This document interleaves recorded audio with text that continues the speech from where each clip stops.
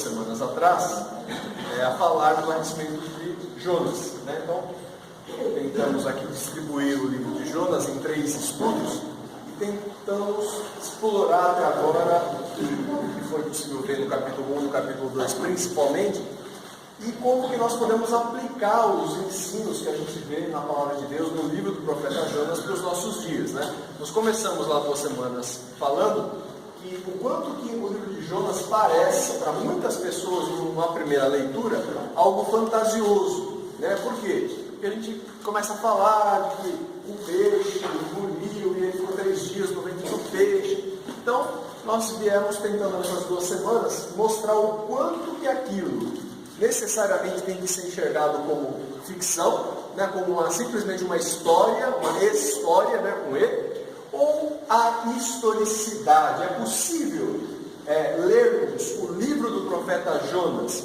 e enxergarmos uma história de fato. E eu creio que nas últimas 2 quartas-feiras a gente pôde ver, naquilo que a gente pôde expor, nos capítulos 1 e 2, que não existe nada que necessariamente nos obrigue a não acreditar que aquilo não foi uma história de verdade, não foi um fato histórico, foi, né? E a gente enxergou isso à luz de outros textos, inclusive, analisando as objeções que os críticos fazem e analisando os argumentos históricos e bíblicos a favor disso, né? Então hoje o nosso objetivo é o quê? Concluirmos o livro de Jonas. Então, esses 3 estudos podemos fazer isso. O que nós vimos?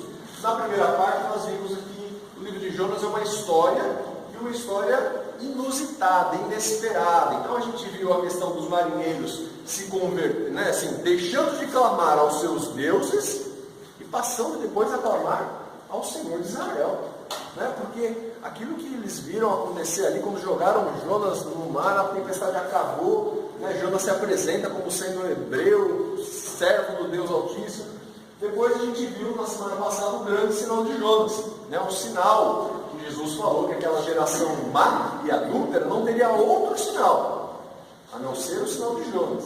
Tal como Jonas foi sinal para aquela geração, ele, Jesus, era sinal para aquela geração onde ele estava, né? E ele acrescenta no finalzinho falando que eles aqui, quem é maior do que Jonas. Então, aquela geração, a geração de Jesus, era a mais culpada de incredulidade do que a geração de Jonas. Porque ali estava quem era maior que Jonas, e eles não reconheciam, eles não criam, né? Então a gente acabou falando sobre isso. E hoje nós vamos falar sobre, será que foi mesmo uma conversão nacional que aconteceu no Nínive? Então, lembram-se, né, que no primeiro dia a gente falou sobre o que era Nínive, quem eram os ninivitas, né? E a gente viu que Nínive era a capital de onde mesmo? Da Síria, né? O maior império que tinha naquela época, e é para lá, para um povo cruel, violento, para lá que Jonas estava sendo chamado, né? E agora, será que Jonas chega lá, prega e o povo de fato se converte? Então, isso nós vamos falar hoje, a terceira parte, né? Jonas pregando lá no meio dos ninivitas. Semana passada, então, nós concluímos o nosso estudo falando que nós não sabemos exatamente que animal engoliu Jonas, lembra? Tem gente que fala assim, um peixe? Peixe não pode ser. Não tem peixe que possa engolir uma pessoa. Só talvez algum tipo de baleia. Mas será que foi? Será que passava? O fato é que, lembra que nós falamos que a expressão lá significa um ser marinho. Provavelmente, pelo que a gente conhece até hoje, parece que era uma baleia, e talvez aquela baleia que a gente mostrou, que é uma cachalote, né? E talvez pudesse passar pela garganta dela um ser humano. Lembra que nós vimos uma série de registros históricos que, de fato, pessoas foram engolidas por baleias. E algumas também contam com registro que sobreviveram ao fato de estarem lá dentro depois de alguns dias, né? Então isso parece história da carochinha, mas tem registro histórico em universidades americanas a respeito de fatos como esse, ok? Jonas foi engolido para ser salvo, né? Então, senão ele morreria afogado no mar, né? Então, às vezes a gente fala assim, por que será que ele foi engolido? Ele foi para ser salvo e, claro, para cumprir o propósito de Deus, que era não ir para Tarsis, né? Ele tinha que se dispor, mas não para ir para Tarsis, para fugir, se dispor para ir para Nínive. Então, Deus mandou ele para lá de peixe. O animal marinho encontrou Jonas próximo a uma praia. Mas em Nínive não tem praia. Mas não está escrito que é na praia de Nínive. Né? Então alguém fala assim, tá vendo? O peixe vomitou Jonas, mas nem praia de Nínive. Mas o texto não fala que foi na praia de Nínive. Né? Não dá o nome da praia. Vomitou ele na terra, ali próximo à terra, e ele provavelmente foi andando como deveria ter ido logo no seu primeiro chamado. Então não tem nenhuma inconsistência com isso. E Jesus, como nós já falamos, confirma a historicidade do grande sinal de Jonas, porque ele fala, olha, assim como Jonas, eu também sou. Né? E Jesus era histórico, era uma pessoa, era um homem que estava andando no meio dos outros, e ele toma como um paralelo quem? Um outro homem, Jonas, que cumpriu um sinal semelhante ao dele. Certo? Muito bem. No final nós vimos que o que podem esperar os que não creem? Aquela geração má, adúltera, incrédula, ela só teria um sinal. Fora daquilo, o que resta? Condenação. Né? Para aqueles que não creem, não vão ter outro sinal, a não ser o sinal de Jonas. E para nós hoje o sinal de Jonas é o quê? É a ressurreição de Cristo. Né? Lembra que nós mostramos? O que é mais difícil? Sair do peixe ou sair do túmulo? Né? Então, quem não acredita nesse sinal não tem jeito. E o mundo só precisa de um sinal. O mundo só precisa do sinal de Jonas. O mundo só precisa saber que Cristo morreu e ressuscitou pelos seus. É isso que o mundo precisa saber. O mundo não precisa de nenhum outro sinal. Ele precisa do sinal de Jonas. Né? É isso que o mundo precisa. Muito bem. E hoje? Então, hoje nós começaremos a partir do capítulo 3. Certo? O capítulo 3 vai começar a falar sobre a pregação de Jonas. Porque como nós vimos, veio a palavra do Senhor segunda vez. A primeira vez veio, ele se dispôs, mas não para ir para onde deveria, para ir no sentido oposto. Veio então, segunda vez veio a palavra de Deus a Jonas, dizendo, de novo, dispõe-te, levanta-te, né? E vai à grande cidade de Nínive e proclama contra ela a mensagem que eu te digo. Então, de novo, a mesma comissão, o mesmo chamado. Deus, então, depois de ter feito tudo aquilo, fala, levanta de novo agora. E agora, vai lá, para a grande cidade de Nínive, lá, para aquela cidade enorme, de gente poderosa, de gente ímpia, de gente que faz o que não me agrada, vai para lá e prega contra ela, não a favor dela. Né? Então, olha só, né? Normalmente a gente entende a pregação como algo que tenha um apelo favorável às pessoas, né? Mas a pregação é a palavra de Deus que tem que ser pregada. E naquele lugar deveria ser pregada contra aquela cidade, porque ela fazia aquilo que não agradava a Deus. E esse era o chamado que Jonas tinha. Não era para pregar algo agradável, era para pregar condenação. E é isso que ele vai fazer. Né? Oi, Jorge. Oi. Será que não estava com medo também de ser de uma forma de enviado lá? Porque você vai contra a cidade de incrédulos. Vai lá dizer para eles que eles serão condenados se não creem. Provavelmente correr isso morre também. Sem dúvida, Mauri. E a gente falou isso, né? Não sei se alguém se lembra, mas no primeiro dia a gente falou isso, né? Por que será que ele não quis ir?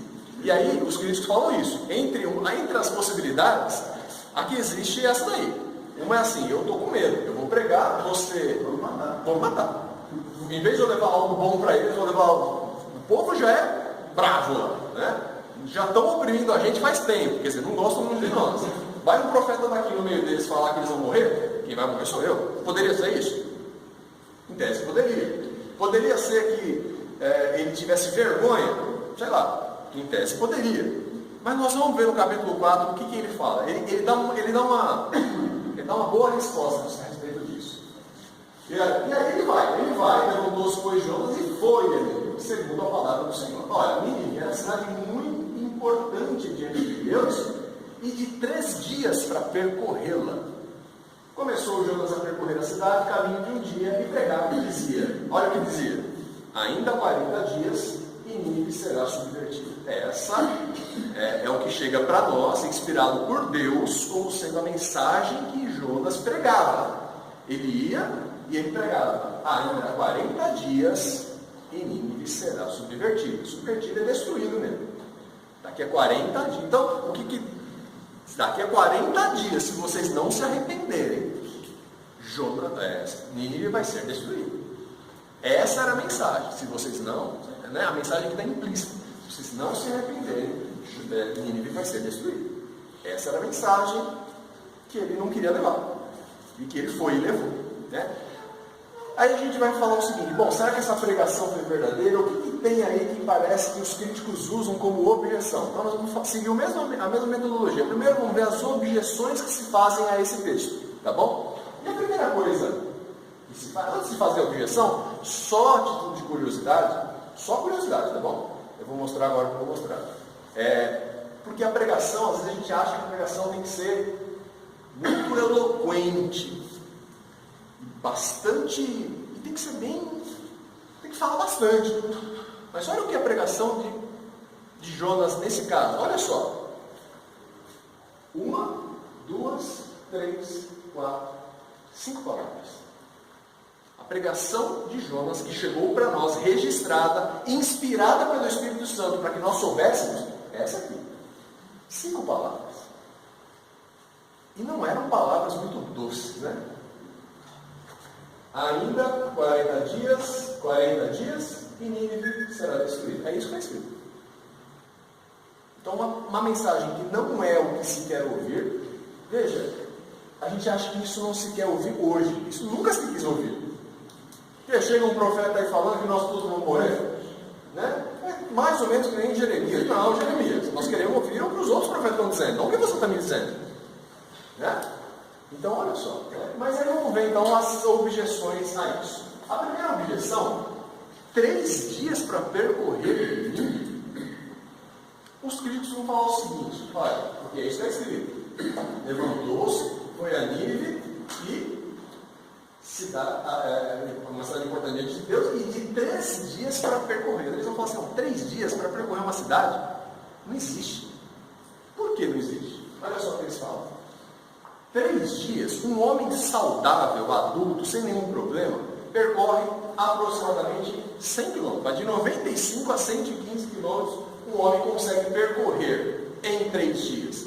Ele vai andar mais ou menos 30 km por dia, um pouco mais, 35, alguma coisa. Né? Então, você pensar que quando a gente anda rápido, nós vamos andar mais ou menos 5 km por hora, né? 30, ele precisaria percorrer 6 horas por dia. Não é um absurdo, né? Ele ia percorrer 3 horas pela manhã, 3 horas pela tarde, dá para percorrer. Então, imaginem uma cidade com 100 quilômetros, seja ela de perímetro, mas nós já vimos que havia um muro, né, em torno de Nínive. Vocês lembram qual era a extensão do muro? Era de 12,5 km, 13 km. Então, quer dizer, a circunferência de Nínive era de 13 km, não de 100. Então não demora, para dar a volta na cidade, não demora 3 dias. Então, o diâmetro? Não, menos ainda. Então, os críticos vão se pegar aí, entre outras coisas. A gente vai falar o seguinte: olha, 100 quilômetros é a distância de Jerusalém até o Mar da Galileia. Olha aqui. Jerusalém está aqui, certo? E o Mar da Galileia está lá. Olha, se isso aqui é Jerusalém, não é possível que isso daqui seja Nínive. Percebe? Haveria um círculo aqui enorme, pegando todo Israel. Esse é o tamanho de Nínive. Não, Nínive é do tamanhozinho aqui, é um pontinho também. Estão percebendo? 100 km vai de Jerusalém até Galileia. Não pode ser. Não pode ser. Então, o que é isso? E ele vai falar assim: mas aí a gente pode se perguntar: é o tempo para percorrer? Não é o tempo que ele gastou pregando. É o tanto quanto ele andou pregando. Não está querendo dizer que ele precisava percorrer 100 quilômetros ou 3 dias para ir de um lugar ao outro. Essa é uma possibilidade. Ele não está falando isso. Mas se ele está pregando, ele também não está correndo a 5 km por hora e sem parar ele vai pregando. Não, ele provavelmente andava, chegava no ponto da cidade e pregava. Né? É claro que ele não só pregou essas 5 palavras, né? Provavelmente ele falou mais coisas, mas o que ficou registrado de importante para nós é isso, essas 5 palavras.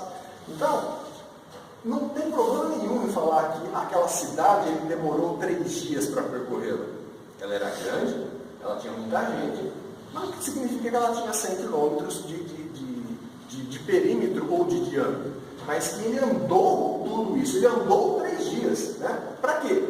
Para percorrer toda a cidade e para pregar em toda a cidade. Ele andou 3 dias. Seria só a cidade ou o que os estudiosos chamam de distrito administrativo? É que nem falar assim, olha, é São Paulo e a pessoa pode estar se referindo a São Paulo, a grande São Paulo, e não só o município de São Paulo. A grande São Paulo tem 35 municípios, acho que é isso.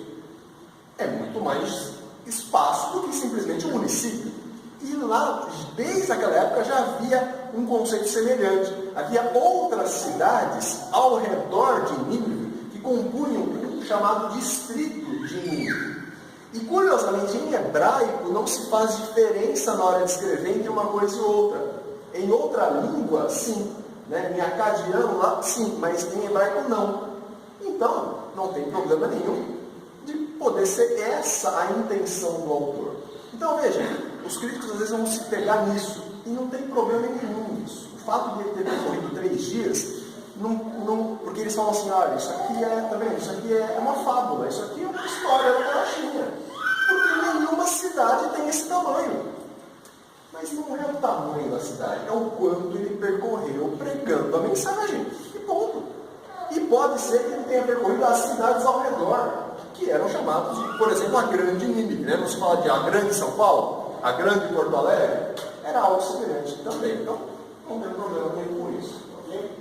Entre os extremos do distrito poderia haver uma distância como essa, sem problema algum. Certo?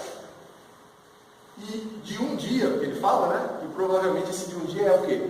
Da beiradinha da cidade até o centro dela. Então, imagina que não é um círculo perfeito, né? Nenhuma cidade tem uma figura geométrica perfeita, tem todos aqueles recortes. Então, de um desses limites até o centro, poderia andar em um dia. Então, veja, as pessoas querem achar alguma coisa, querem dar significado que comprove a sua tese. Não tem problema nenhum em falar que ele andou durante 3 dias, né? Pregando, parando e falando com as pessoas. Tudo bem? Ok? A segunda objeção, né? O que está escrito aí no 3:6? Jonas capítulo 3, versículo 6 diz o seguinte: chegou essa notícia, a gente vai ver qual é a notícia, chegou essa notícia ao rei de Nínive. E aí eles vão falar assim, rei de Nínive? Mas Nínive era um país? Não, cidade. Era uma cidade, né? Que aliás era capital Da Síria. da Síria. O rei era rei da capital ou era rei do país? Normalmente, do quê? Do país, não é? Era só a capital. Olha, o rei de Nínive, né? Os vários imperadores, vários reis que tiveram, ficaram marcados na história. Né? Literalmente marcados nas pedras. Veja, quem é que não conhecia o rei da Babilônia, por exemplo? Naquela época todo mundo conhecia. Quem é que não sabia que era o rei da Síria? Todo mundo sabia. E Jonas não sabia? Será que Jonas não sabia o nome do rei? Por que ele não escreveu? Vou falar os filhos, tá vendo? Porque isso não foi escrito naquela época. Quem escreveu depois e nem sabia que era o nome do rei. Será? Rei de Nínive ou rei da Síria? Não, ele tinha que falar rei da Síria, não rei de Nínive. Não tem cabimento falar rei de Nínive. Será? Olha só o que a própria, os elementos que a própria Bíblia nos dá. Acabe era rei de Israel, não era? Foi rei de Israel, foi um dos reis que a gente mostrou lá, que fez o que era mal, fez conforme fez Jeroboão, filho de debate, lembra? Era um deles. Agora, abra alguém aí, primeiro livro dos Reis, capítulo 21, e leia o versículo 1. Primeiro de Reis, 21, 1.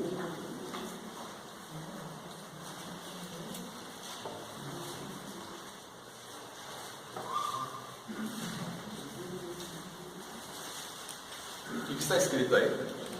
Sucedeu depois disso o seguinte: Nabote recebia possuía uma vinha lá no campo, e Acabe, rei de Samaria, tinha Acabe o quê?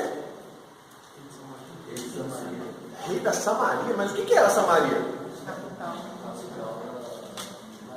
A capital de Israel. Mas Acabe era rei da onde?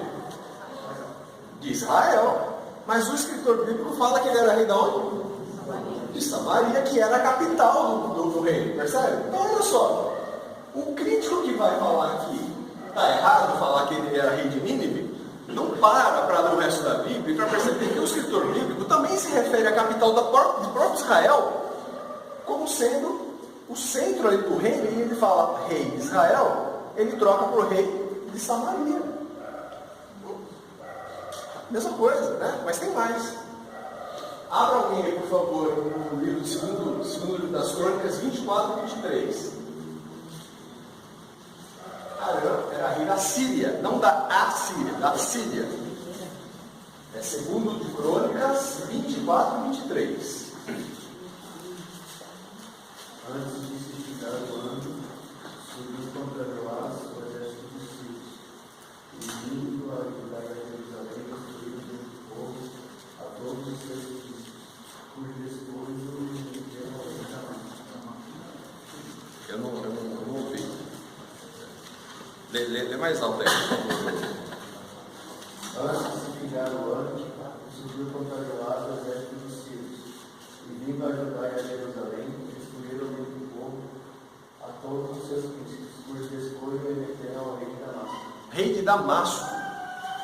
Mas Damasco era a capital da Síria. Então olha só, mesma coisa. Então não era tão raro assim falar que o rei de um país era rei da capital do país. Okay? Porque a capital era muito importante. Então ele era rei de lá. Então hoje não se faz isso, né? Ninguém fala assim que o Michel Temer é presidente de Brasília. Não, ele é presidente do Brasil, né? Ninguém fala que o Trump é presidente de Washington. Não, ele é presidente dos Estados Unidos.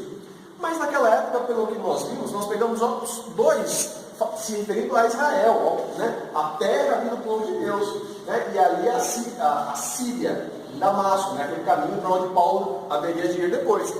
Então veja, não era incomum, mas o crítico ele não olha para esses, ele só vai olhar para aquele que fala do rei de Nínive. E aí ele vai falar, não, está errado. Não é uma questão de estar errado. É o hábito, é a forma de enxergar e de falar e de expressar de uma época. E naquele momento se fazia isso, né? Então, essa segunda objeção também nós não temos problema nenhum com ela, né? Ela não prejudica em nada a compreensão do livro, porque é plenamente possível de se entender isso, que se usa o nome da capital de um reino no lugar do nome do reino. Tudo bem? Ok? Mas eles fazem mais uma objeção. Haveria arrependimento de animais? Então, onde ele tira isso? Jonas 3, o 7 e o 8, diz o quê? Fez-se proclamar e divulgar em Nínive, por mandado do rei e seus grandes, nem homens, nem animais, nem bois, nem ovelhas, provem, uma vez só, provem coisa alguma, nem os levem ao pasto, nem bebam água, mas sejam cobertos de pano de saco, tanto os homens como os animais. E clamarão fortemente a Deus e se converterão, cada um do seu mau caminho e da violência que há nas suas mãos. Olha só. Então, o rei fez proclamar algo lá no Nínive. E ele falou que, olha, ninguém vai comer, nem os animais. Então, o jejum do povo se estendeu aos animais. E o crítico vai falar assim, mas isso não tem cabimento. Uma pessoa voluntariamente, ou obrigada, né, até por rei, a fazer jejum, uma pessoa. Mas um animal? Mas ele vai além disso, né? Todos deveriam ser cobertos de panos de saco, homens e animais. Aí fica bem, isso não tem cabimento. O crítico vai falar assim, isso não cabe, isso é historinha, né? Será que isso nunca houve em lugar nenhum? E aí o que a gente sabe? Heródoto, né, que é considerado o pai da história, tem relatos nos seus escritos disso, de jejum que era estendido a animais. E animais que eram usados então de maneira como um lamento coletivo. E isso se estendia assim aos animais. E Heródoto não tem nada de questão religiosa. Seus escritos são história, registros históricos. Mas mais que isso, se a gente olhar o livro de Judite, o livro de Judite é um livro apócrifo, certo? O que é um livro apócrifo? é um livro que não tem valor espiritual, não é inspirado por Deus, ok? E nós não estamos aqui mostrando ele porque nós estamos baseando a nossa crença nele, não é isso. Mas ele não tem valor nenhum espiritual, ok? Mas ele tem um valor histórico. E ele relata a mesma coisa acontecendo em Israel. Olha só, todos os homens de Israel clamaram a Deus com grande zelo e se humilharam diante dele. Eles, suas mulheres, seus filhos, seus rebanhos. Olha só, isso não aconteceu só em Nínive, mas há relatos históricos de que tem acontecido em Israel também. Então, o crítico, ele nunca vai procurar saber com mais abrangência daquilo que ele está criticando, porque é capaz de ele encontrar alguma coisa contra ele. Então ele se fecha ali. Mas olha só, né? 2 registros históricos, um do pai da história e outro que até um católico acha na sua Bíblia, naquele livro que é apócrifo, né? Que não tem valor, não é inspirado pela Espírito Santo, mas tem valor histórico. E não só Nínive, quer dizer, não é um povo pagão apenas que fez isso, até mesmo o povo de Deus em determinado momento lá, né? Tudo é plenamente possível de ser aceito, porque foi visto em outros momentos da história, inclusive. Mas qual foi a reação que os ninivitas tiveram? Então, assim, tudo aquilo parecia meio estranho e tal, né? Mas como que eles reagiram àquela pregação? Os ninivitas creram em Deus e proclamaram um jejum e vestiram-se de panos de saco, desde o maior até o menor. Então, o que está registrado como resposta do próprio povo àquela pregação é que eles creram, proclamaram um jejum e que se vestiram de panos de saco. Então a gente vai dar uma olhada nesses 3 aspectos para poder entender cada um deles e tentar entender que reação foi essa. O que significava isso? O que significava crer em Deus? O que significava proclamar um jejum? Para que se fazia jejum? Né? E o que significava também a questão dos panos de saco? Porque, depois, olha lá, né, chegou a notícia ao rei, e ele se levantou do seu trono, tirou de si as vestes reais, cobriu-se de pano de saco e assentou-se sobre cinza. Depois desse versículo 6, vem aquele que a gente acabou de ler. Né? Então, assim, o povo respondeu de maneira voluntária, fazendo tudo aquilo. O rei também respondeu dessa forma, e depois ele inclusive publica um edito, falando que todo mundo tinha que fazer daquele jeito mesmo. Olha só, né? Quer dizer, chega lá um israelita pregando que aquela cidade vai ser destruída, a grande cidade de Nínive, poderosa, mandava no mundo. Mas chega um profeta falando que ela vai ser destruída em 40 dias. Todo mundo, do menor ao maior, crê em Deus, está escrito aí, proclama jejum e se veste com pano de saco. Aí isso chega nos ouvidos do rei. Aí o rei faz o quê? A mesma coisa. E faz mais. Ai de quem não fizer. Tem que todo mundo fazer. E aí vamos ver. Olha lá, o versículo 8, que nós já tínhamos lido. E o 9, por que fazer tudo isso? Quem sabe se voltará a Deus e se arrependerá e se apartará do furor da sua ira, de sorte que não pereçamos. Quem sabe? Vamos fazer tudo isso. Mas eles estavam com medo então daquilo? Eles estavam. Eles ficaram com medo da mensagem de João, eles ficaram. Porque parecia que era aquilo, podia ser verdade. Então, por que nós não daríamos... Percebe? Por que não vamos dar ouvidos então para ele? Porque parece que é verdade. A impressão que eles já conheciam. E eles, o povo do mundo, já conheciam. Não dá a impressão? Então, é que é tão surpreendente, não é? É nítido que é a formação de Deus. É nítido. É isso. Né? Mas, pelo que o povo, o rei, eles tinham já travado uma batalha, Deus já tinha feito alguma coisa contra o inimigo. Nesse momento, Israel era oprimido por Nínive. Então a Assíria estava sempre lá cobrando imposto, estava sempre lá ameaçando, eles estavam sempre lá. Então assim, eles sabiam, mas chega um profeta, né, pregando no meio da cidade, e a nação inteira, Por que eles não se converteram antes? Né? Por que quando eles foram e viram o templo, eles não se dobraram diante do templo? E quando eles viram todos aqueles sacrifícios sendo feitos, toda aquela coisa que eles não... E agora vem um homem pregando, e não está pregando assim, olha, se convertam ao Deus misericordioso de Israel. Não. Em 40 dias, Nínive vai ser destruída. E eu fico me imaginando o que o rei de Nínive diria, ouvindo um homem falar assim, rei, Donald Trump, em 40 dias Nova York vai ser destruída. Um cara sem bomba nenhuma. Em 40 dias Nova York vai ser... Não vai. Mas olha o efeito que teve isso, né? Pelo que está registrado. Vamos ver se foi isso mesmo. Vamos lá.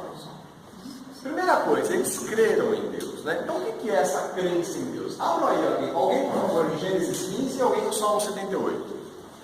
Gênesis 15, 6, Salmo 78, 22. Leia bem alto aqui, por favor. Primeiro Gênesis.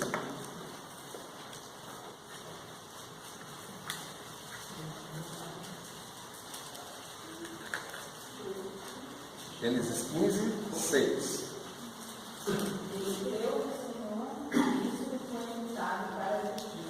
Isso, ele creu no Senhor e isso foi imputado para a justiça. Então olha só, nós estamos falando de quem?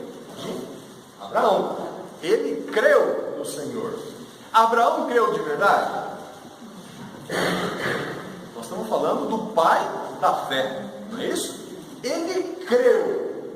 E isso lhe foi imputado por justiça, né? A justificação pela fé somente. Estamos fazendo 500 anos de reforma e a doutrina essencial da reforma foi essa. Ele creu, a palavra é a mesma.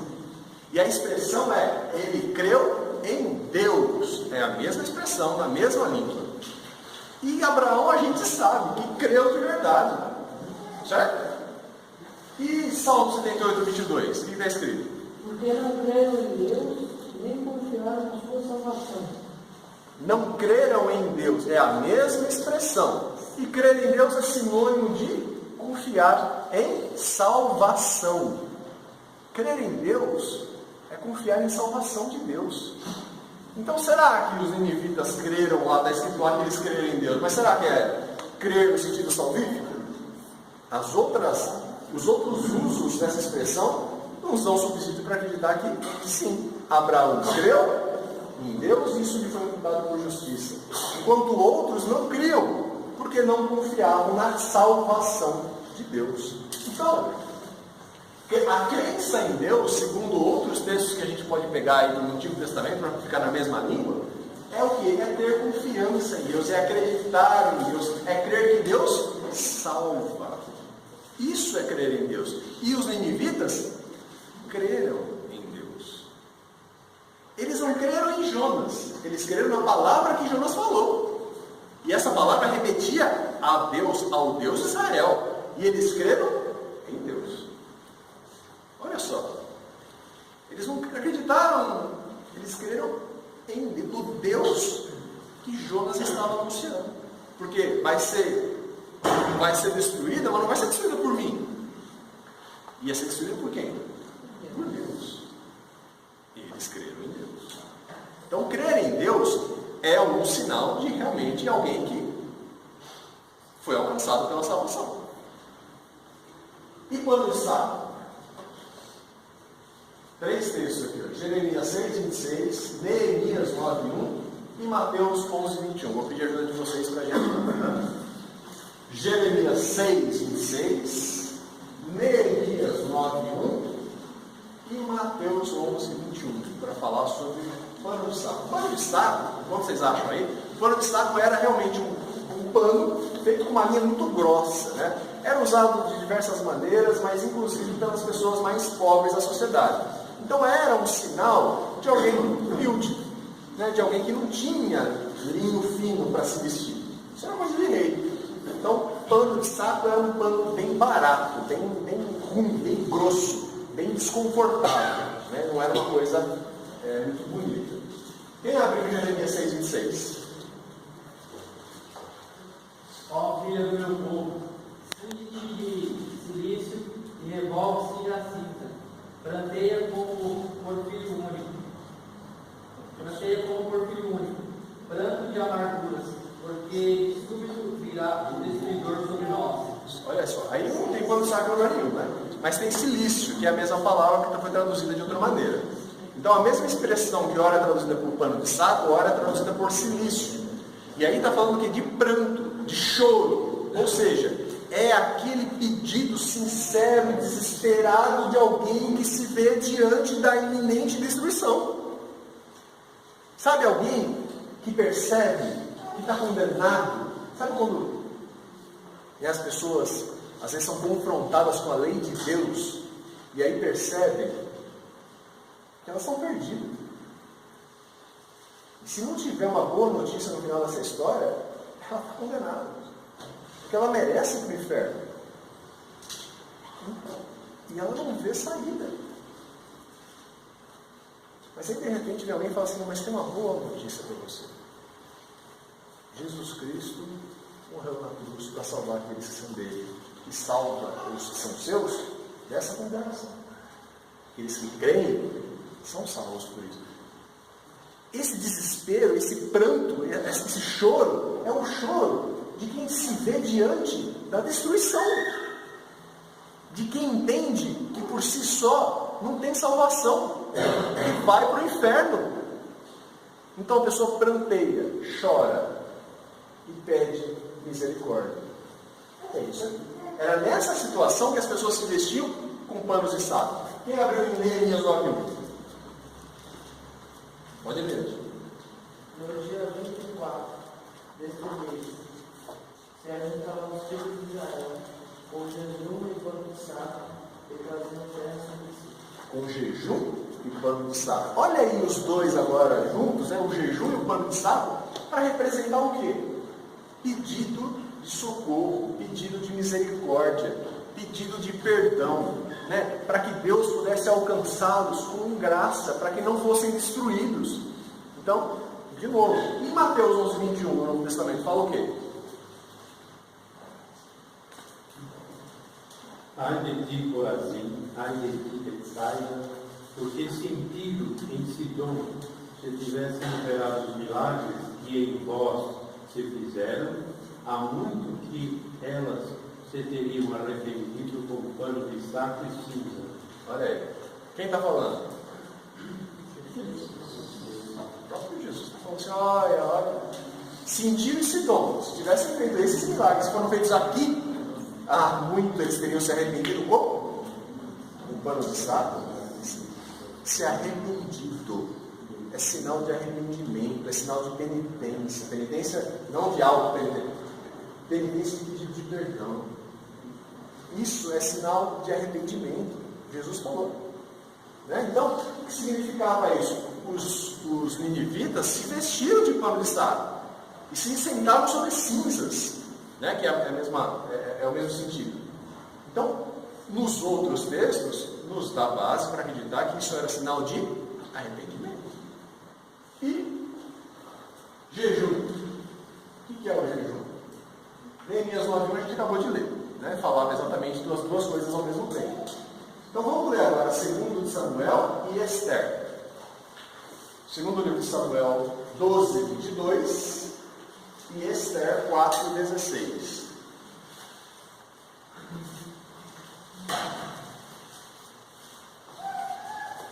Segundo de Samuel 12:22. Quem abriu? Respondeu ele, vivendo ainda a criança, jejuei e chorei, porque dizia, quem sabe se o Senhor se compadecerá de mim e continuará pela criança? Quem está falando? Davi.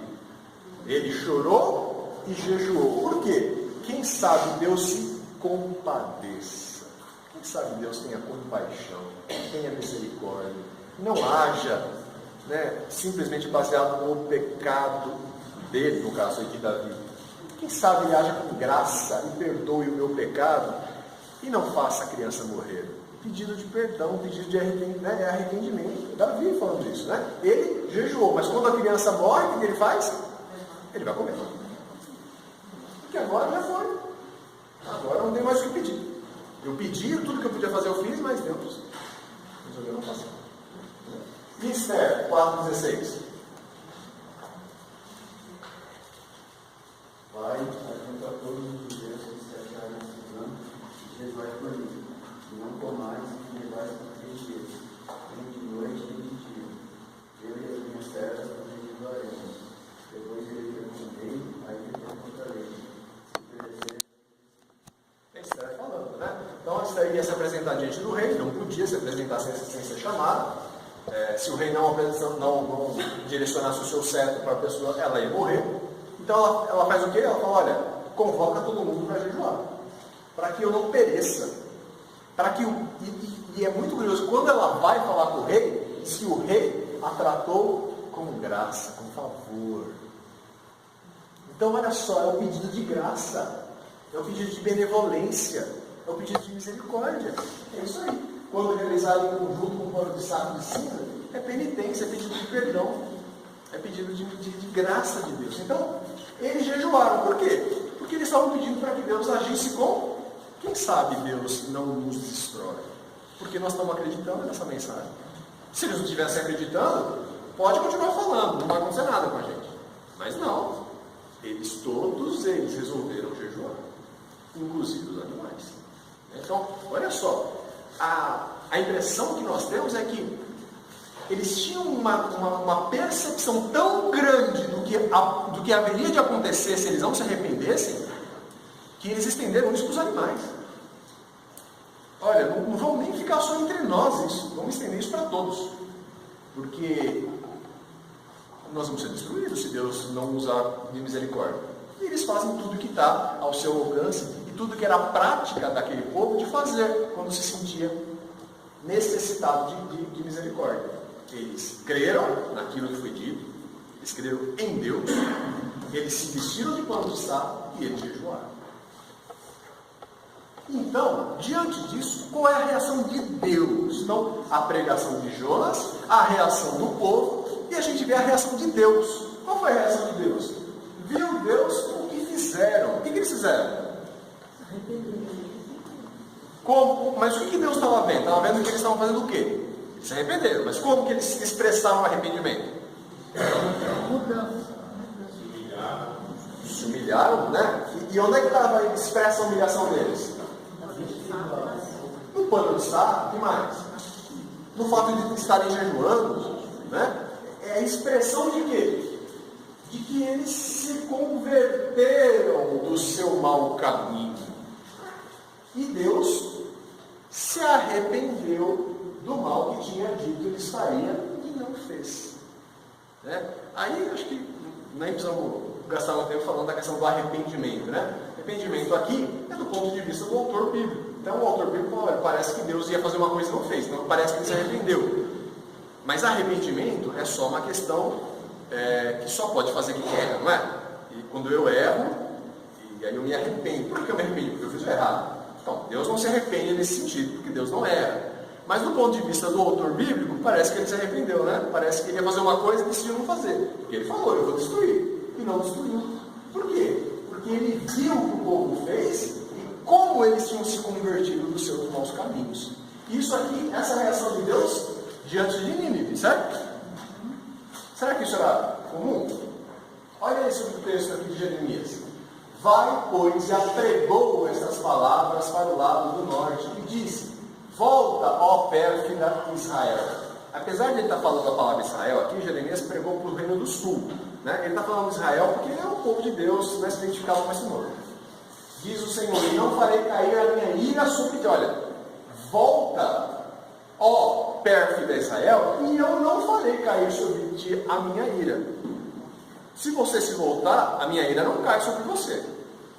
Porque eu sou compassivo, diz o Senhor, e não manterei para sempre a minha ira. Então somente reconhece a tua iniquidade, reconhece o seu pecado, reconhece a sua necessidade.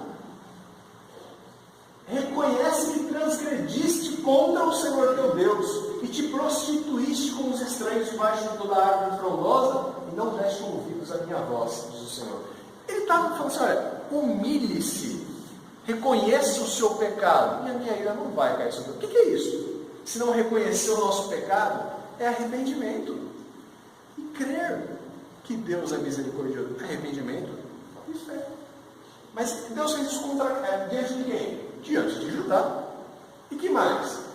Ainda assim, agora Joel, ainda assim, agora mesmo, diz o Senhor, convertei-vos a mim de todo o vosso coração. E isso com jejuns, com choro e com pranto.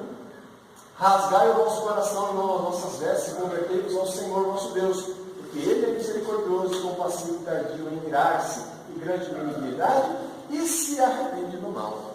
Olha só, percebe que é o mesmo jeito de falar e o mesmo jeito de expressar como Deus reage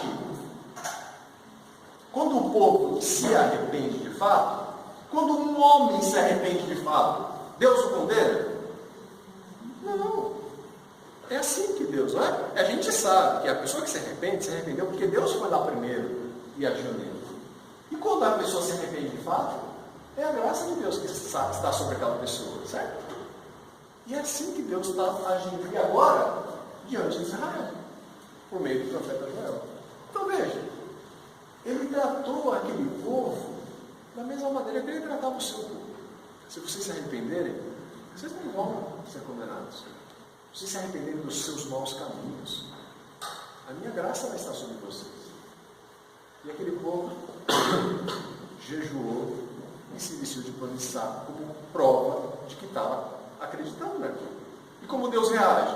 Deus então não derrama a sua ira sobre eles. E qual é a reação de Jonas? A reação do povo, nós vimos, a reação de Deus, e agora tem a reação de Jonas. E aí, Amaury, vai vir aquele lado. Olha lá. Com isso, desgostou-se Jonas extremamente e ficou irado. Olha, Deus reteve a sua ira, mas Jonas ficou irado agora. Deus não se irou com o Nínive, mas Jonas ficou irado com Deus. O profeta, olha que história inusitada, o profeta ficou irado com Deus. E orou ao Senhor. Ele não ficou calado, não. Ele orou ao Senhor e disse assim: ah, Senhor, não foi isso que eu disse, estando ainda na minha terra? Por isso, é por causa disso, e que eu me adiantei, fugindo para Tarsis. É por isso, Senhor, que eu não queria vir. Por quê? Porque eu sabia que és Deus clemente, misericordioso, tardio em irar-se, grande em benignidade, e que te arrependes do mal. Eu sabia. Ele não queria que Deus perdoasse. Isso. Ele ia condenar, ele condenou. Isso. Ele queria que Nínive morresse. Ele não queria misericórdia para mim. Porque eles já estavam oprimindo o povo fazia tempo. O que ele queria para o inimigo? Que o inimigo fosse consumido. É que nem aqueles dois homens misericordiosos, né, os filhos de Bonerges, lá, e falam assim: Senhor, quer que oremos e que caia fogo do céu e nos consuma? Né? Olha que coração contrito que eles tinham. É a mesma coisa. Jonas está falando assim: eu quero que o mundo exploda. Então ele fica bravo, ele fala: por isso, está vendo? É por isso que eu não queria vir. Porque eu sabia que o Senhor é Deus misericordioso, que o Senhor pode perdoar, que se o povo se arrependeu, o Senhor não castiga. Ou será que o povo não se converteu e Deus se enganou? Deus assim, não é? Então, olha só, a reação de Jonas foi essa: peço-te, pois, ao Senhor, tira minha vida, porque melhor é morrer do que viver. Olha como Jonas não tinha misericórdia. Agora ele prefere morrer. Já que Deus não matou os ninivitas, então me mata agora. Porque para mim, ver esse povo vivo é melhor do que eu morro. Jorge, qual a razão de Jonas odiar tanto os ninivitas? Provavelmente, São Paulo, era isso. Era um histórico de violência e opressão que a Assíria tinha sobre todos os povos, inclusive sobre Israel. Tanto é que algum tempo mais para frente, né, poucas décadas mais para frente, o que haveria de acontecer em 722 a.C.? A Síria vai tomar Israel. Se Jonas está lá vivo, ele deve ficar louco, né? Porque ele falou assim: está vendo? Aí. Eles fizeram um caminho pelos sírios. Pelos assírios, exatamente. Era uma nação que exigia cobrança de impostos, né? Era assim, era alguém que falou assim, ó, se você não fizer o que eu falo, o que eu quiser, eu acabo com você. Aquilo chocou tanto Jonas que ele não queria se emanar. Não. Ele disse ele igual. Ele não queria. Se o livro se convertesse. Exatamente. E às vezes, né, uma vez eu escrevi uma pastoral falando exatamente sobre isso, assim, pegando esse texto, que às vezes a gente não quer compartilhar o evangelho com alguém. Porque você fala assim, não, esse aí não tem jeito, não vamos falar de... Você imagina essa pessoa do seu lado da igreja? De jeito nenhum. Aquele chefe chato que te persegue do meu lado, na minha igreja, de jeito nenhum. A gente não quer ver isso. Eu já fui pessoa uma vez, eu sou cristão, eu não quero. Olha aí, é o que Jonas está falando, se eles são vivos, eu quero morrer. Né? E aí, olha lá, e disse o Senhor, é razoável essa tua ira? Isso é pelo menos razoável, né? Então Jonas saiu da cidade, sentou-se ao oriente da mesma, fez uma enramada, repousou debaixo dela à sombra até ver o que aconteceria à cidade. Ele ficou de longe vendo, será que não vai destruir mesmo? Ele não queria isso. E aí? Né? Aí a gente sabe, né? Eu não entrei aqui no finalzinho da bomboreira e tal, né? Mas a gente vai comentar rapidamente, mas não vamos ver o texto aqui, tá bom? Mas que implicações isso traz para hoje, né? Essa questão aí toda da pregação e da conversão, sim, de uma nação inteira. Foi uma nação inteira que se converteu. Por quê? Porque foi Deus que fez. Né? Pode falar. Ele foi obrigado a ver o que aconteceu com o povo de Nínive. Porque ele sobreviveu até morrer de velho lá, assistindo o restante de vida do pessoal convertido. E ele foi salvo, não foi? Como é que Deus perdoou ele? Ele morreu miseravelmente sentado nas calçadas. Eu acho que Jonas, ele é um exemplo. Ele é um exemplo do crente, não é? Porque olha só, quantas vezes a gente não age com misericórdia? E o que a mensagem de Jonas, assim, Deus, né, eu vou passar aqui os últimos dois pontos, né, que a gente consegue aprender de Jonas. Que Deus, primeiro, lembra, no primeiro dia, a gente cantou, grandes são as suas obras, né, Senhor Todo-Poderoso. É isso, Deus é Deus de todos os povos, todas as nações virão te adorar. Deus era Deus de todo mundo. E Ele tem misericórdia de quem? De quem Ele quer. João, você é tão alvo da minha misericórdia quanto eles. E eles têm pecado, sim, mas você também tem, Jonas. E eu perdoo eles, você também perdoa. Né? Tem que se arrepender. Mas é isso, olha só. Deus é Deus de todo mundo. Né? Olha aqui. Como devemos evangelizar? Né? Uma das aplicações que a gente pode tirar disso. Não é pelo muito falar. Porque Jonas não falou muito, não. Mas é falar a palavra de Deus. E às vezes a gente quer saber tanta coisa, quer convencer de tanto jeito. E às vezes o que a pessoa precisa ouvir é que ela só tem um destino, se ela não crer. Uma geração má e adulta tem condenação. E às vezes alguém precisa ouvir isso para ficar desesperado e se vestir de saco e falar assim: eu creio nessa mensagem. E eu creio que Deus pode me livrar disso. Quem pode ser convertido? O que nós cantamos hoje? Anunciar entre as nações a sua glória. Entre todos os povos, anunciar as suas maravilhas. Porque grande é o Senhor e muito do seu louvado, mais temido do que os falsos deuses. Nínive estava cheio de falsos deuses, mas ele deveria anunciar a Nínive a grandeza do Deus de Israel. Para quem a gente fala? Para todo mundo. E Jonas não queria falar para todo mundo. Ele só queria falar para Israel. Mas Deus, senão você vai falar para outras nações. Para outro povo. Aquele povo que você odeia. E eu vou te provar que quando eles se arrependem, eu sou misericordioso. E o que se espera dos convertidos? Arrependimento e fé. É conversão. Né? Mudança de atitude, que foi o que Deus viu neles. Viu como eles se converteram dos seus maus caminhos. É isso que serve. Então, como falar? Falar, não precisamos inventar muitas coisas. Falar a palavra de Deus foi o que Jonas fez. Então, do jeito muito contrariado, mas ele pregou a palavra que Deus mandou. Né? E Deus fez. Foi conhecido entre outras nações e Deus fez o seu propósito. Olha aqui, né? Deus é Senhor do universo. Senhor Deus, se fizeste os céus e a terra com o teu grande poder e com o teu braço estendido, coisa alguma te é demasiadamente maravilhosa. É muito difícil converter uma nação inteira? Para aos nossos olhos é impossível. Os críticos olham para ele e falam: jamais, de jeito nenhum. Mas quando a gente olha depois, não vou ler agora porque a gente já está no finalzinho, mas depois você anota esse texto aqui, você vai ver que Judá e Israel teve um momento que todos se converteram. Todos creram. É a mesma coisa que aconteceu ali. Todos creram. Né? E todos demonstraram essa mudança. E Deus tem misericórdia de quem Ele quiser. Né? Isso depois Paulo haveria de escrever. Olha lá. Como está escrito: a lei da toca, porém é aborrecível.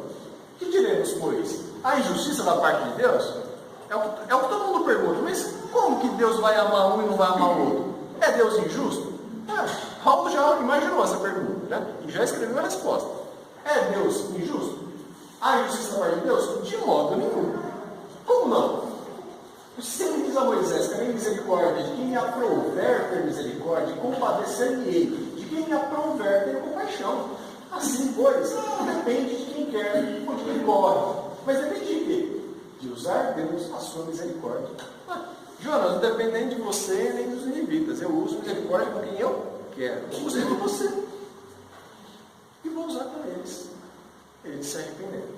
Pode também não usar porque estudou do hormônio. Exatamente. E como o senhor Natanael lembrou aqui antes de começar o estudo? E quando a gente para de ler Jonas e vai ler Naum? Naum foi pregar onde?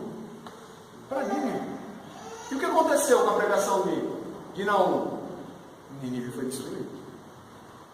Mas cento e poucos anos depois, outra geração não ouviu a palavra de Deus. E foi destruída. Quando ele quer e quando ele não quer. Transpondo isso no dia de hoje, quando a gente sai para adorar a nossa governança, a gente vive uma onda de segurança total, descrença total, desesperança. Por isso que a gente tem que sempre orar pela nossa governança e pelo nosso país. Deus pode transformar os políticos, a política aqui no país todo. Você vê, e a gente quer dizer assim, o povo acredita nisso? Não acredita. Imagina em Nínive, que além de serem maus governantes sobre Israel, oprimiam, matavam, eram cruéis. Alguém vai falar assim: não, também se matam. É verdade, também se matam. Mas era uma violência institucionalizada, né? Mas é isso mesmo, quer dizer, a gente não acredita nisso. Olha aí, às vezes a gente está parecendo Jonas. Imagina assim: vamos orar para que todo o Congresso se converta, né? E aí a gente possa, sei lá, receber aqui o Lula um dia e ele sentar aqui conosco. E vai ter gente que não vai querer. Mas era isso que a gente queria fazer. Olha lá. Porque a Escritura diz a Faraó: para isso mesmo te levantei, para mostrar a gente o meu poder, para que o meu nome seja anunciado por toda a terra. Por toda a terra. Logo, tem ele misericórdia de quem quer, e também endurece a quem lhe apraz. É isso aí. Deus é Deus sobre o mundo todo. E Ele tem misericórdia de quem Ele quer. E Ele procura isso. Resumo geral. Vimos no primeiro dia, Jesus foi enviado a todas as nações. E Jonas estava sendo enviado a outra nação também. Né? Os gentios também vêm a Deus. Não é isso? E a gente viu de maneira extraordinária no Novo Testamento. Mas no Antigo, vez por outra, isso acontecia. E aconteceu de maneira sobrenatural. aos incrédulos está reservada condenação. Para quem permanecer incrédulo, é isso que está condenado. O mundo só precisa de um sinal. Precisa de Jonas, não precisa de outro. Não tem que criar sinais para ninguém. E nem promover nenhum outro sinal. Só a pregação de Jesus Cristo na cruz e ele ressuscitado. Só. Deus é Senhor de todo o universo e Deus tem misericórdia de quem quer. Né? Então, de maneira bem resumida, né, tudo que nós vimos para hoje no livro de Jonas, essas três quartas-feiras, de maneira bem reduzida, é isso.